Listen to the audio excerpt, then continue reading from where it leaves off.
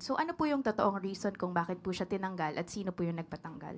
Muli, binanggit na po natin ang ating sagot at sila'y nagkausap na po at sinabi nga po natin, pabayaan na po natin at sila naman po ay nagkausap na. I'm sorry, hindi namin pwede pabayaan because the taxpayers who are funding the government and are actually paying the salaries of this administration is actually asking for the truth from the palace. Bakit po natanggal yung executive secretary at sino po yung nagpatanggal sa kanya? Hindi ko po masasabi kung sino po nagpatanggal sa kanya. Binanggit ko po kanina na hindi ko po alam kung sinong kausap niya. Kung yun pa ang nababasa ng palasyo, dahil sinabit niya naman po ang sarili niya sa President's prerogative, yan lang po ang ating masasabi. At tinanggap po ang sinasabing resignation. Okay, ma'am, just a follow-up question if you could not give us the exact reason for Bersamin's removal.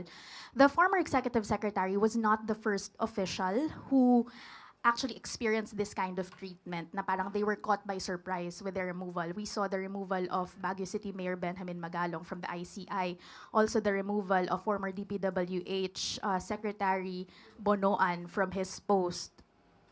How does the palace actually explain the seeming trend of unceremonious removal of high-ranking officials in the Philippine seat of power? Tanong po natin, tinanggal po ba si Mayor Magalong? Sino po ba ang nag-resign? Ang huli natin pagkakasabi tungkol kay Mayor Magalong ay ipapatignan, ipapacheck, ipapa-assess sa legal team kung mayroon ba na-violate. Wala pong nagpa-resign kay Mayor Magalong. Aksyon niya po yan, voluntaryo. Kaya hindi po pwedeng isama o sabihin na may unceremoniously call for his resignation. Yung nire-raise po nitong mga opisyal na to is that nauuna lagi daw po yung yung announcement before they were actually called on or discussed yung issue with themselves.